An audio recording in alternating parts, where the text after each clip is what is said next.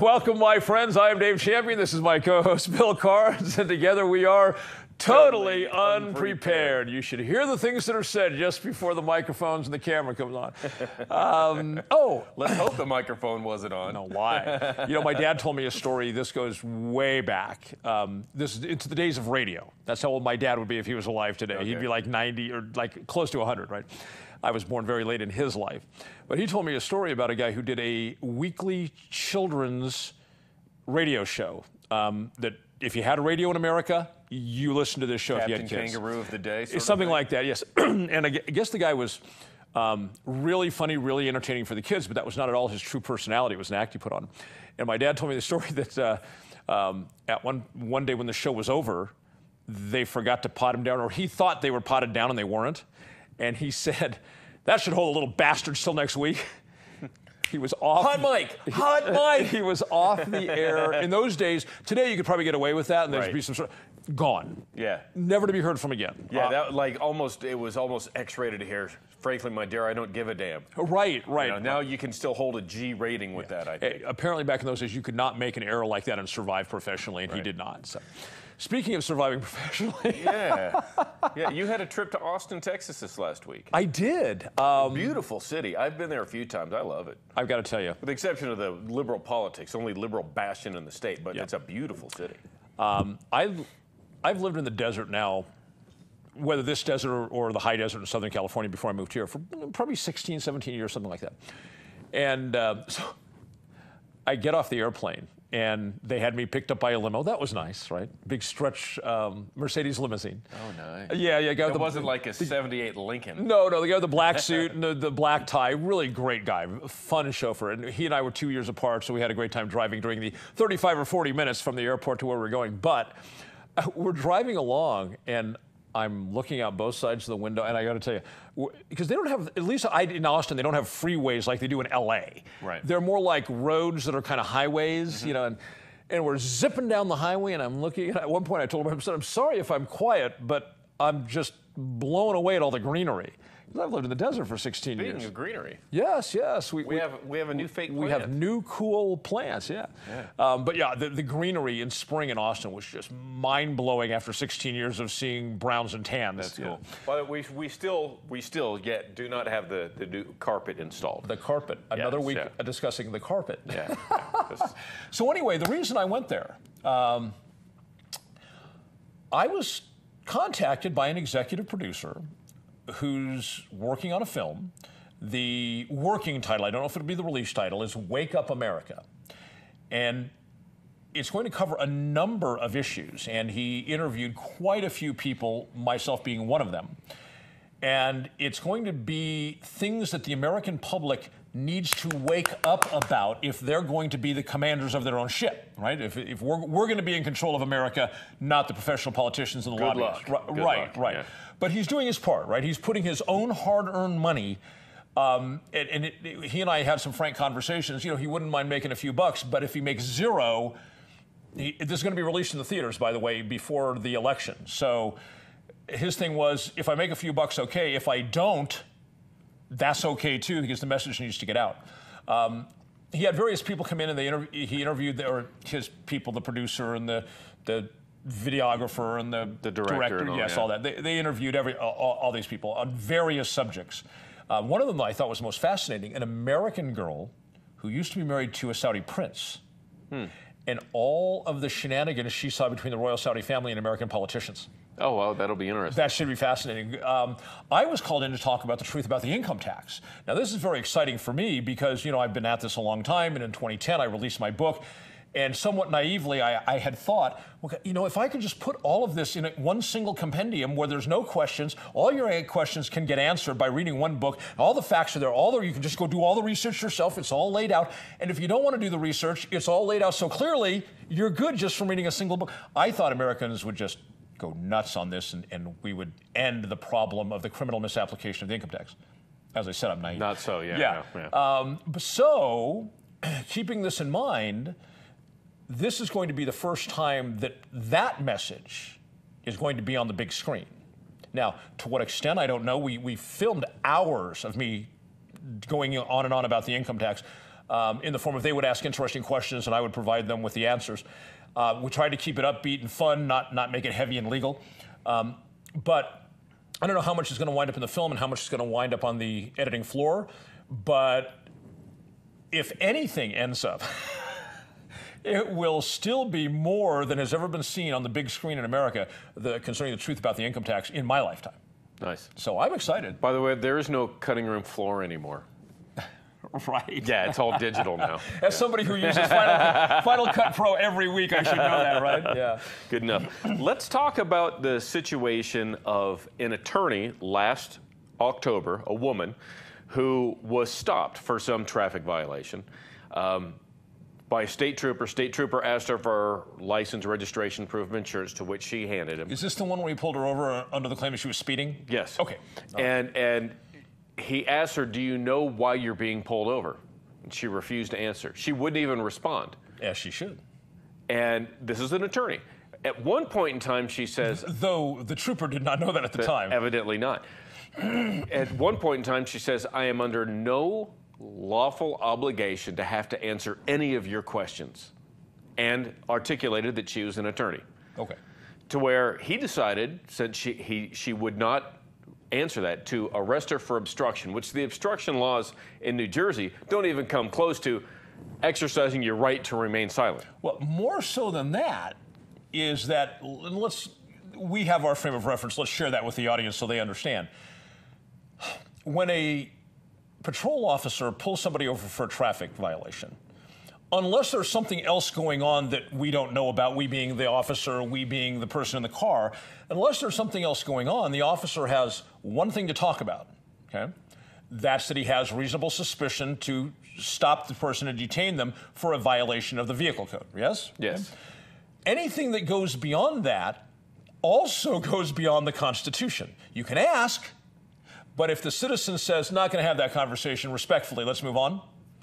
And I've had it done to me, and you probably have too. Oh, yeah. Okay? And my answer has always been, okay, let's move on. Because I might have been fishing, but I wasn't so arrogant as to presume that if they didn't let me fish, if it turned my fishing attempt into a fishing mandate, okay, then at that point, I've crossed the line. I can ask, but the minute I require them to answer, because I'm just asking. I have no legal right to ask. And there are a lot of issues with that. When I was trained in the police academy at Las Vegas Metro, they actually trained us.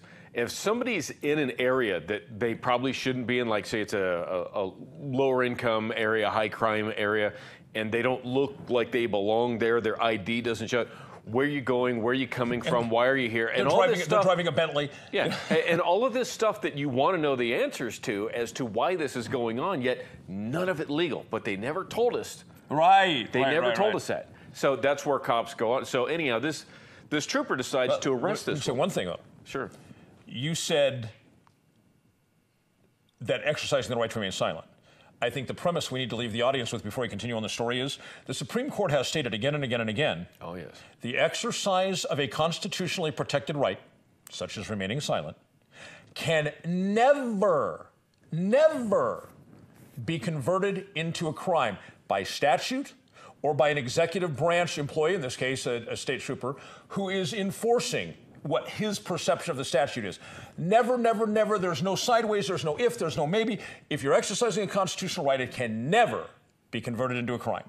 All right. So such as carrying a gun in an open carry area, like in Las Vegas on the Strip or something like that, and they say it's disturbing the peace. Right, which the courts have ruled time and again. You can't do. Absent any other behavior, merely having a gun on your hip cannot be construed as disturbing the peace. So they arrest her, take her in, book her, handcuff her to a bench in a holding cell, and about 2 hours later, a police supervisor comes in, looks at all this, downloads and looks at the dash cam video and realizes, holy shit, we can't do this. Unarrests her, apologizes, sends her on her way. Hopefully she got her car without having to pay impound fees and everything, but of course, now she's filed a suit. Deservedly so. Absolutely. And what the supervisor's, his excuse was? What? The trooper was a rookie. He didn't know any better. You violated my constitutional rights. Well, how do you get out of it? I mean, I don't know about you, but in the academy, I was taught No, I shouldn't say taught. The instructor said you cannot convert a constitutionally protected right to a crime. It was said in passing. I retained it. And then they move on with some of the First Amendment rights, Fourth Amendment rights, Fifth Amendment rights. I don't know how anybody, I don't believe anybody can get out of the academy without understanding that neither the legislature, nor the laws they enact, nor the officer's conduct can convert a constitutionally protected right to a crime. No. So, well, he's a rookie. So what? So he should be fired. You guys didn't do a good enough job. And I'm going to guess that the supervisor did not have a lot of faith in this rookie, and here's why. He didn't listen. He didn't take the rookie's word for what happened. He watched the dash cam footage. Yes. And you and I both know if you have confidence in your coworker, especially in law enforcement, and they tell you, hey, I'm telling you, it went down like this, that's the end of the discussion. You don't go pull dash cam tape unless there's a reason, there's a controversy, right? So the fact that he went and pulled the dash cam tape, I'm pretty sure he knew he had a problem case to begin with. And I got to tell you, bravo to that supervisor. Yes. The supervisor did the right thing. Once you realize, holy crap, we screwed up. Right. There is no reason this woman should be in here. There's no reason this, that, and the other. So he undid everything and apologized. Yeah. How many times? So the supervisor did it right, but the rookie had already taken the department and the state far enough down that road that a suit was inevitable. They could not extricate themselves from that one. How many times have I heard, and I hated it, the phrase, how do we paper this? Oh, yeah. Okay. And toilet paper this. Every time I used to hear that phrase, I just wanted to go over and punch the officer in the face. Because you don't paper it. Either you were right in the first place, which means all you have to do is write it up as it went down, or you were wrong. Make it right. But how do we paper it? Reminds me of a case up in Northern California several years back. Cops raided this guy's house over the claim of a vicious dog or something like that. They had no PC to go into the house at all. They went out in with a warrant. They threatened him to open his safe, and he finally did. They found all these great, fabulous guns, and then they're all on audio tape, and they don't realize it. I mean, it's their own tape, and they're... Yeah. How do we construct probable cause for entry into the house? I remember this case. After the fact, how do we construct probable cause now so we can get the guns? Yeah. We'll be right back, guys.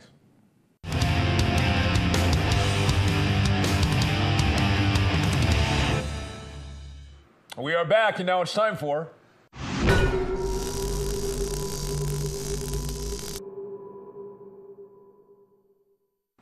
What is up with one group attempting to use another group for their nefarious purposes? You know, it's long been said that politics makes for strange bedfellows, and that certainly is true. And like me, you've probably seen this many, many times over the years. I want to reference back to something I talked about in the last week or so, which was the issue of anarchy, what anarchy means in a political sense, as well as, you remember, I talked about that I was on a Liberty page on Facebook, only to find out that it was a page that was run by skinheads for the obvious motive. Skinheads would set up a page to promote their view, which of course is racism. And I started to do a little research. Oh, by the way, I should say, after I posted on the Dave Champion's Liberty page on Facebook the part of the show from last week where I talked about my definition of anarchism, which is practical and you can actually have a point of view, versus the other perspective, which is nothingness, I was gratified to see quite a few people chime in and say, exactly, and I've been saying that for years. So apparently I was not alone in that point of view. Quite a few shared my perspective that for anarchy to mean something, it can't mean nothing. In other words, it means no masters. It does not mean no authority. So with that, I started looking at, for instance, the skinheads and the racists. And I started looking at the occasions when the racist community has tried to use the anarchist, and whether it's anarchy in what I consider to be the improper sense, no authority whatsoever, or whether it means anarchy in what I believe is the far more proper sense, which is no masters, representative government, doing it the right way. Whatever the flavor of anarchist means, I've noticed that racists attempt to form an alliance with the anarchists. And the alliance that I've noticed is as follows. Clearly, the racists don't want any anti-discrimination laws in the book. Right? How self-serving can you get? It's not about liberty. It's about them wanting to be able to perpetrate their racism out in society day in and day out without any consequence befalling them. That's what racists like to do. Not a mystery why they would want to do that. I find it reprehensible, but I don't find it mysterious or surprising. Makes perfect sense.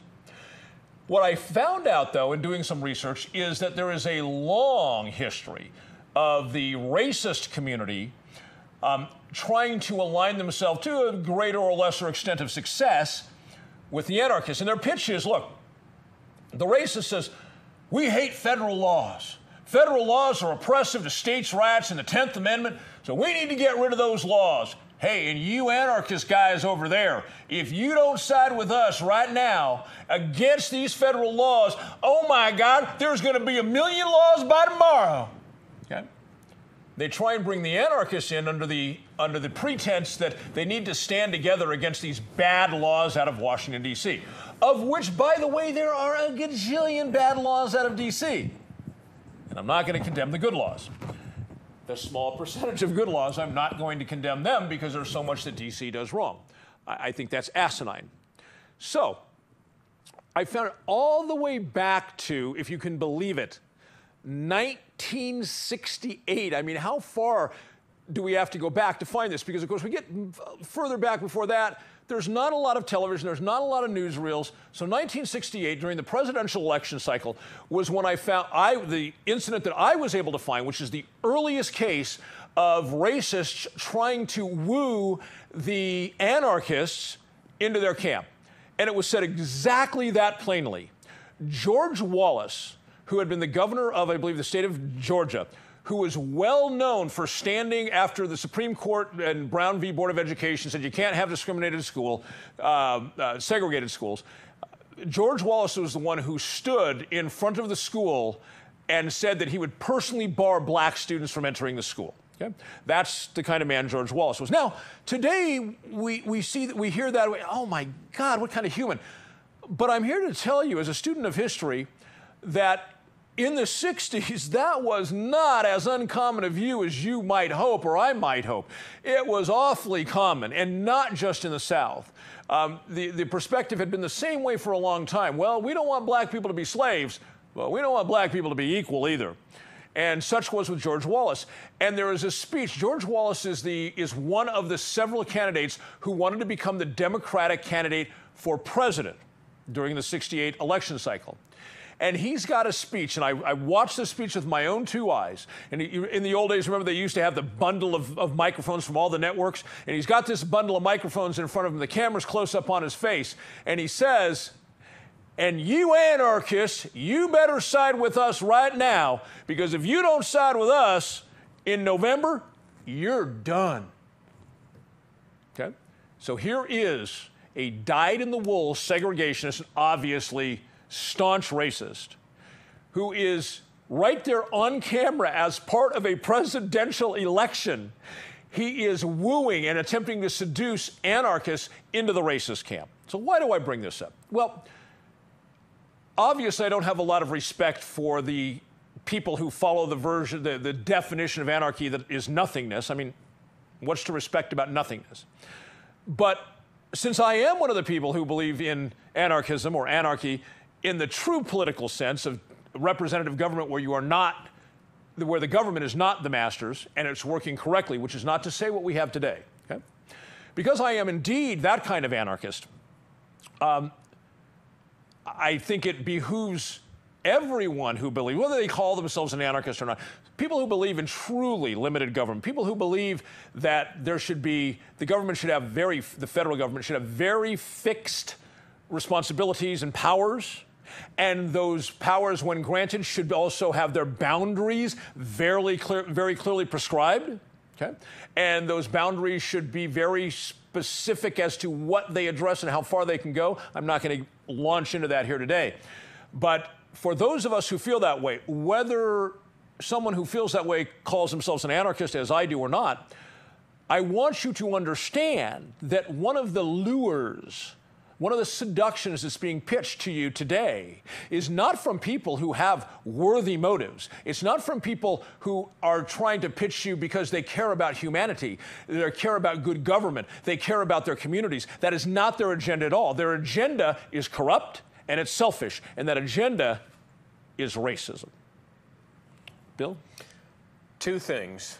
One, I love it when you talk smack about ignorant people and you always roll to the Southern drawl, which is not unique to you, Dave Champion. It happens to most people. And a lot of comedians you want to use talk it about too. somebody who's ignorant, and they always run down south, down to the deep south. Well, you know, I think that's a little unfair. It perhaps is a little unfair. but with that said, you know, the Bible Belt, and I mean that geographically, I'm not attacking Christians. The Bible Belt is the area where we see some of the lowest education rate, the highest unwed mother births, the highest rate of bigotry and discrimination. I mean, when they talk like this, you can be pretty darn tootin' sure that's the area where you're going to find them highest percentage of those kind of folks. Not everybody who talks like that is a racist. Let me be very clear. I remember watching a Jeff Foxworthy comedy show once, and he says, it doesn't institute the best sense of comfort, like if you're going to go to a brain surgeon. Or imagine if you die, you go to the pearly gates, and St. Peter meets you with a deep Southern drawl. I got to tell you, the brain surgery thing, I'm so down. If I went to see like a neurosurgeon, well, son, I'm not really sure, but we can take a stab at this. I'm out. And the other thing is, when you were talking about George Wallace, yes, and where he wanted to bar, regardless of what the Supreme Court said. It reminded me of a recent story that's come out of that repeated scumbag who is the Chief Justice of the Alabama Supreme Court, Roy Moore, who has been now removed from the bench. Yeah. And who removed him from the bench? The Judicial Ethics Committee. Yeah. And I love it because Judge Roy Moore has really reduced himself from, at one time, at least in the minds of some, a noted jurist. He has reduced himself from that status down to nothing but a shill Christian activist. And again, I'm not attacking Christianity, but that's just his thing. Okay. Yeah. He was the same guy who a few years back, and when I say a few years back, we're talking like 3 years ago, not 43 years ago, who said that the decision by the United States Supreme Court that we have a right to privacy in our homes was wrong, and that what we do in the privacy of our own bedrooms should be reviewable by the courts in terms of whether we have complied or not complied with the legislature's dictates as to Christian morality. That's right, Christian morality. Right. That's right. Passed by a Christian legislature.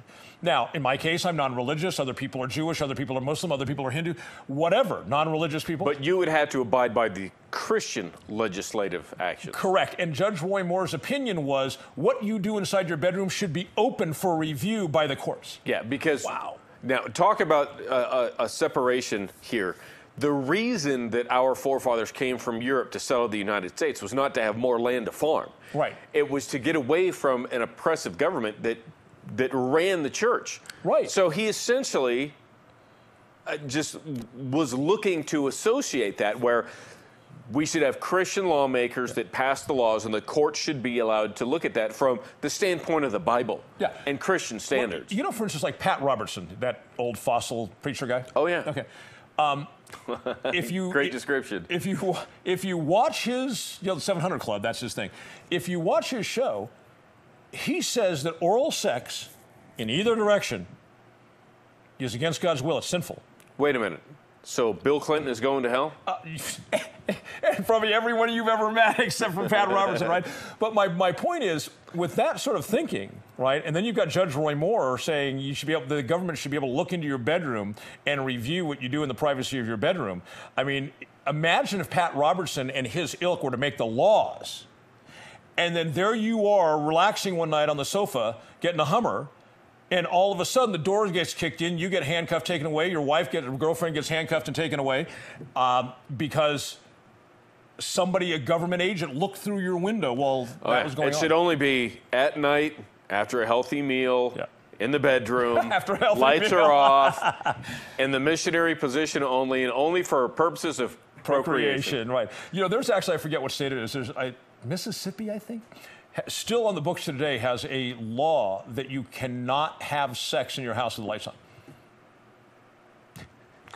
I would probably go so far as to not only turn on all the lights, but put extra bright bulbs in there and maybe a couple of plug-ins to help out. I got to tell you, though, as I look around at my neighbors, I so support that law. I don't want to see anything. Have them off. And yeah. I don't want them to see me either in that regard. You know, I have no problem with nudity, but I don't need my neighbors looking in on my sex life. I'm just glad that Roy Moore is off of the bench now, and maybe Alabama can recover from the black eye. Perhaps off permanently.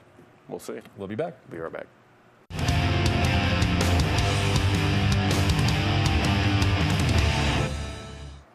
Let's find out what grinds Bill's gears today.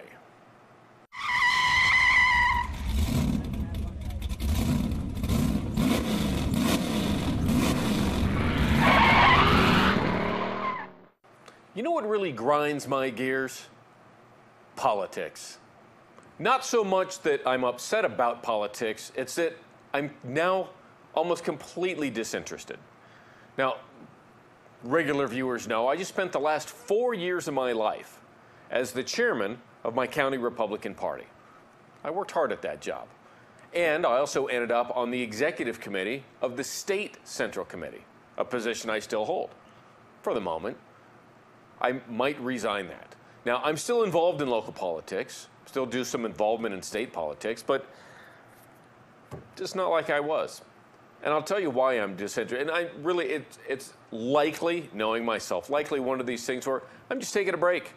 I've just been over inundated, taking a break. And something will spark and that'll start to roll and I'll jump right back in at some point. Likely, we'll see. But I have to say, local, state, national politics, just really not that interested. Of course, national politics now, we have only one Republican candidate left. That's Donald Trump. Big whoop. Then you have two Democrats still left, and either one of them, horrible for this country. Bernie wants to turn it all socialist. Hillary, of course, her idea of anything has got to be the exact opposite of what to actually do. Just horrible choices. Donald Trump that never really talks about policy so much. He screams about immigration, okay? And not a whole bunch more seems to get said. I'm just not that interested in the presidential election cycle at this point. It's literally like watching a couple of bobbers floating around in the sea and see which one the fish actually bites on and it gets pulled under. And the other one floats away. Just not that interested. And you look at state politics, we have a horrible governor. The guy is a registered Republican and was registered as a Republican. Hasn't done a Republican thing yet. Not even close. Brian Sandoval, you suck as a governor. You suck as a Republican governor. You're a great Democrat governor. You suck as a Republican governor. You do. I've sat next to you and had conversations with you. I've had dinner with you. And what do you come across as? Caring and concern. Truth of the matter is, you have no cojones. You probably make very few decisions of your own. And listen instead to your political advisors, who all suck. They're using you. You are their puppet, as far as I can see. That's my opinion. Great for me. This is an opinion show. If you don't like it, get out of politics, because you suck at it as a Republican. Another reason that I would say this, there are a number of races that are going on around the state for the state assembly and state senate, where you've got a truly conservative Republican running, you've got someone else who's completely moderate and okay with tax hikes that you would normally think would be a Democrat. No, they're registered as a Republican. And the governor is every time endorsing the moderate tax hike Republican. We call that a RINO, R-I-N-O. It's an acronym, Republican in name only. I'm sick of it. I've had it. Our own assemblyman, James Osterson, actually a friend of mine. James and I today can sit down, go have a beer, grab a meal, shoot the breeze, and it's all cool. But I've told him, as much as I like you as a person, I will never vote for you again. Never. Because you betrayed us. You betrayed me. You lied to me, or if it wasn't an outright law, You led me, you led the county Republican Party, you led all your constituents down a path of belief that you would not support these new massive tax increases, and then he did. Okay, so I can't respect James as a legislator anymore. I just can't do that. So I don't. He's still a friend. We still chat on the phone, exchange text messages. You know, we'll help each other out here and there. But he's lost my vote for good, and he knows that. He jokes with me. I'll call him up. Hey, James, how's it going? Hey, you calling to order a yard sign? At least he still has a sense of humor. I'll give him that. Then we talk about local politics, straight local, right down here in our own little town or county. And we have people that are power-hungry, wannabe, kingdom-building, total idiots that also are running as Republicans. Look, if you want to be a complete idiot, if you want to have no platform, if you want to have no principles, if you want to have no guiding ideas of what you're going to do, if you have the opinion of, I'll talk to any constituent about anything out there, rather than stuff that we actually need to get done, you need to switch parties and run as a Democrat, because that's the party of the stupid people in this county. Well, it's a party of the stupid people as it is, as I see it. I have yet to meet somebody who is an actually active Democrat and actively involved in politics who is able to carry on a cohesive argument on any platform or position that they've got without getting completely irrelevant and speaking to the ideas of, well, in a perfect world, Garden of Eden-esque, if we could live in this little fantasy, wouldn't this be wonderful? Now, I know several people who are registered Democrats who are not politically active who don't fall into that. Honest to God, they shouldn't be registered Democrats, because if they looked at politics, if they looked at their position, and they were to compare them to where the parties are supposed to be, their platforms, the ideals, they wouldn't be Democrats.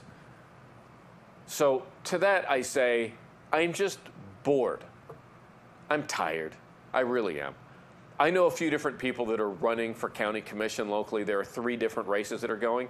Some of them have absolutely no business whatsoever being on any ballot, running for any office at all, anywhere, for any reason. Some of them should be running for dog catcher. They shouldn't be running for the library board. I think some of you know who I'm talking to. You're morons. You really have no position being there. The goal is to be some sort of a king, have some sort of power, some sort of struggle to get up there, and now I've got power. I want to be the king of Nye. Let me tell you something. Power resides in the people. The people have power and they have rights. Government has authority, and they govern based on the authority which is derived by consent of the governed. If the governed doesn't consent to the authority that you're taking, you know something? You're wrong for the job. Get out. Honest to God, it should be tar and feather time.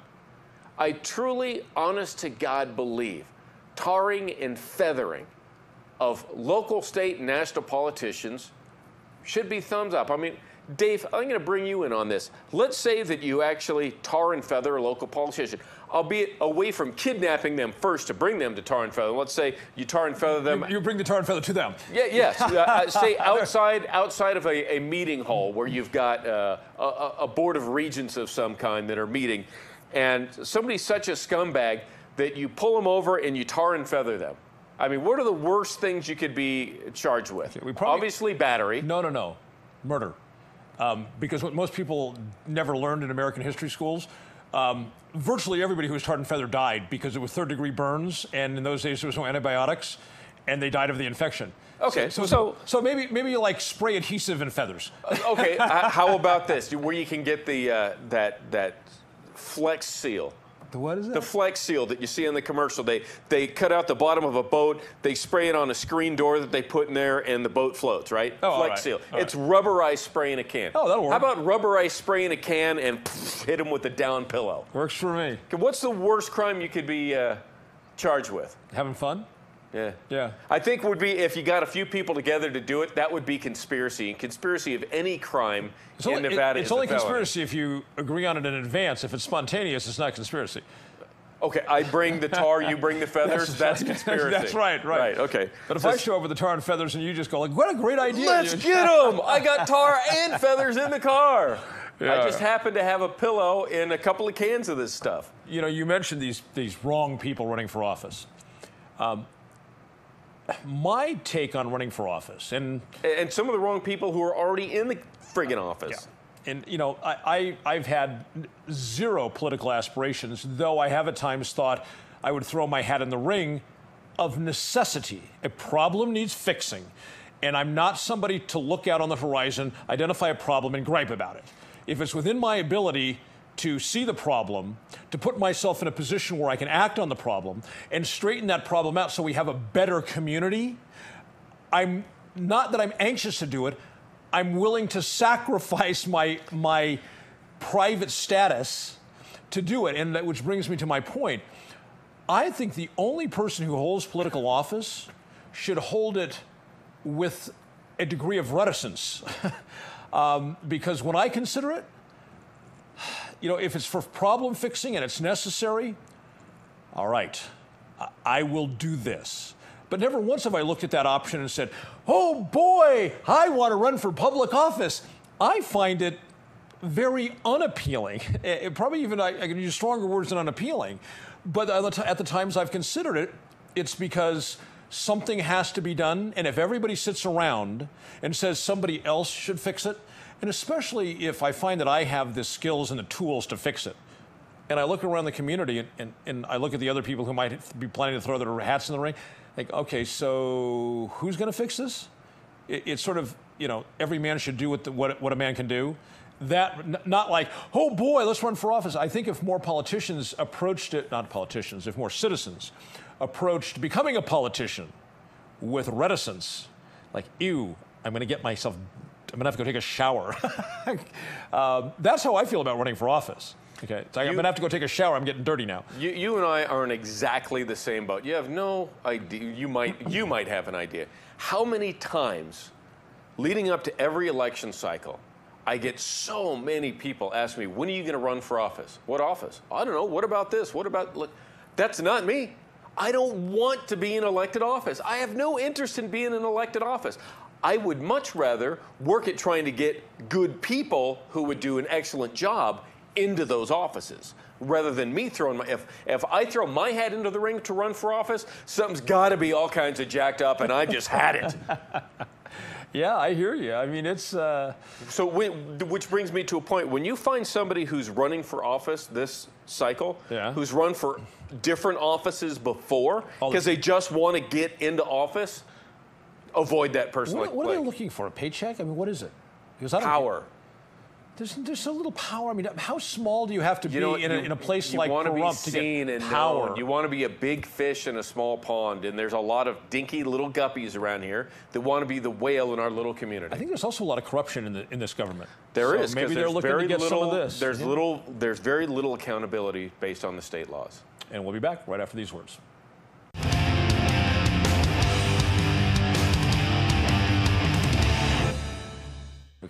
Welcome back to segment 4. Yes, the camera's on, Dave.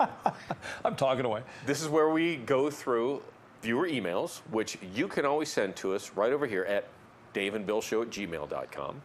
And in addition, you can find all of our older shows, everything we've done. This is like episode 66 or 67. Wow, already. Something like that. Once we get to 100, we're going to have to toast. Yes. Yeah, yes. But like the whole show. Yeah. Yeah, so segment 1 will be far different than segment 4. That is totallyunprepared.info. A shot per segment. That would be, well, come on. 1 shot per segment? That's only 4 shots in an hour. I'd like to not be... I think I can have a chauffeur pick us up and drop us off when we're done. Mimosas in the back.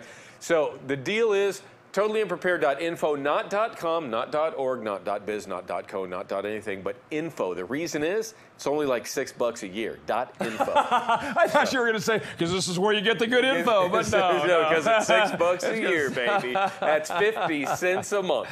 So with that being said, We have big production values here, folks. We want to talk about, it wasn't necessarily emails that came to us, but it's been all over the local Facebook and the local pages that we have. Some guy comes into town, and I believe this guy... Couple of guys. Yeah. They were actually introduced to our sheriff by Assemblywoman Michelle Fiore, who have FBI backgrounds, federal investigative backgrounds, something like that, that are doing their best to go around the country in various areas to give... To scare the hell out of people. Yeah, their motivation is to update Americans as to what's really going on within the Muslim community. The Muslim threat. The Muslim threat, yes. So I did not go to that meeting. I know at least 5 people who did. Yeah. It was just the night before we recorded the show, this last Tuesday at 6:30, with like 12 hours lead time announcement, something like that. Not even. It was announced earlier in the day. And there's been a lot of interesting stuff that's come out on our local social media pages. You know, a lot of hyperbole, a lot of people afraid of things that they don't know, and a lot of people completely absent even the ability to question or offer critical thought. But they do have the ability to jump onto the bandwagon and start beating the drum.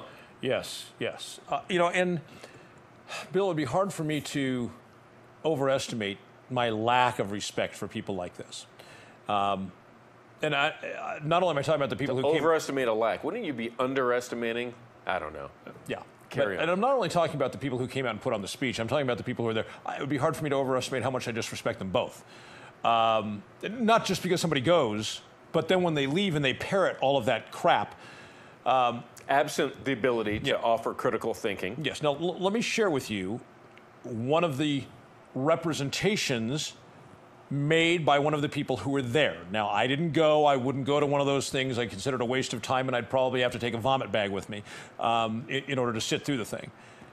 But one of the claims was that one of these 2 guys who used to be a federal agent, he was undercover and doing an investigation, and he found all of this information that shows that there's people in high places who are Muslims in the United States government, and they have a secret plan to overthrow the U.S. government. And then when he went back and told his bosses at the agency he worked for, nobody would listen to him, and the plot is still ongoing. Okay. If I may. And people in this town go to and they came away going, guess what I know? I know there's a Muslim plot in the federal government to take over America.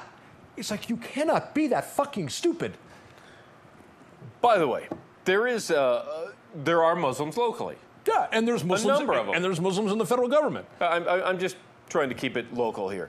There are Muslims locally, and they get together. They don't have like an organized mosque. There's one of them. Population not big enough to support a mosque. Yeah. There's one of them that people come over, at least one, that people will come over and do various worship services at their house. Like home worship. Yeah. And we have, of course, we have it under pretty good authority that the Sheriff's Department keeps a pretty close eye on this place. We have it on good authority. Because they're Muslims. Yeah, and we have not heard that anybody's taken any like AK-47 parts in or out of this place, or been in there loading ammo, or building bombs, or walking out. Well, the first 2 I high-five them on. Well, walking in with just like a T-shirt and walking out with an incredibly bulky vest that has wires all over it. You know, it's... Guys, we've talked about it on the show before. Just shy of 20% of the world's Muslim population, 19%, lives in the Middle East. That doesn't include the rest of Asia or Europe, doesn't include Africa, doesn't include Indonesia, doesn't include down in the Australia region, where there's plenty of Muslims around, certainly doesn't include North or South America. Southern part of the Philippines, Indonesia, the largest Muslim country in the world. The only group that seems to scare the United States citizens is that a small percentage of the 19% from the Middle East. Mm-hmm. And you have to realize that all of the narratives about that come from the U.S. government. And specifically the State Department. And it's puppet government. Yes. Or it's puppet media, excuse me. Puppet media. And it comes in based on the ideas of, well, we need to scare you to believe that you're going to be unsafe at home. you're going to be unsafe here and there and everywhere else. Look what these few things that are happening in Europe. Yep. And you don't want them come to our shore. So give up some of your liberty so we can protect you. And here's the boogeyman. Look out for the boogeyman. I was just reading some quotes yesterday in preparation for a project, and I stumbled across 3 separate quotes by James Madison where he says, the way you get undone in your liberties at home is when your government tells you to fear the foreign people. I mean, this is 240 years ago. And today, the government and the puppet media is doing the exact same thing. And in a sense, I don't really blame them. I mean, if you've got a tool, work it, baby, right? I blame the idiots like who went to this meeting and are out there today. Oh, let me tell you all the stuff I know about the evil Muslims. Really? That's who I blame. People, and I think it's a smallness thing, the smallness that they are inside. They have to feel that they know something now. I mean, how pathetic must a person be to go to a meeting like this and be excited when they come out that they know something when that something is BS? Okay. But here's the deal for me. Go in there and listen. Do all the listening. Take all the notes you want. When you're done, take your butt out of there. Have a little bit of a break. And start looking into everything that was said and what the people who are telling you said. Like one of these guys said that he was undercover for 10 years. Yeah. Right. There's never. What was it? 8 years is the longest? 6 years was the longest? 6 years. The longest undercover operation in U.S. history was 6 years. Against the mob. Yeah, so this guy might have spent 10 years of his career undercover in 19 different aspects. And Jay Dobbins, the ATF guy. Sorry, I meant to give you photographs to put up of Jay. He's a fascinating guy. Undercover ATF operative against the Hells Angels. Yes. Okay? He got all the intel he needed for prosecution all the way up to the 2 highest guys in the Hells Angels who were already behind bar but running the bars and running the organization. He got all that information undercover while he was undercover. 2 years. Yeah. 2 years. So, 10 years undercover. Yeah, well, doing what? Yeah, again, maybe 19 to 30 different investigations you had to be undercover. And one of the people I'm talking about was like, well, you can't just count, what they said because this guy was undercover. Well, you don't go undercover like, hey, look at instead of Muslim, I'm going to make it Christian, right? To make it more personal. Look at all those Christians over there. They might be up to something because there are some Christian extremists. So, gosh, I'm a government agent. I'm going to go undercover in that group of law-abiding citizens. That's not how undercover operations work. Oh, no. Yeah. You have to have articulatable suspicion to begin with based on demonstrable conduct, and then the undercover operative goes after to target those people. So when somebody said he was undercover concerning Muslims, okay, you're talking about millions and millions of Muslims in America, and you're talking about this little tiny group of 3 or 4 or 10 or 12 that was the object of this undercover investigation, and maybe if it broadens out, you end up with 15 or 20.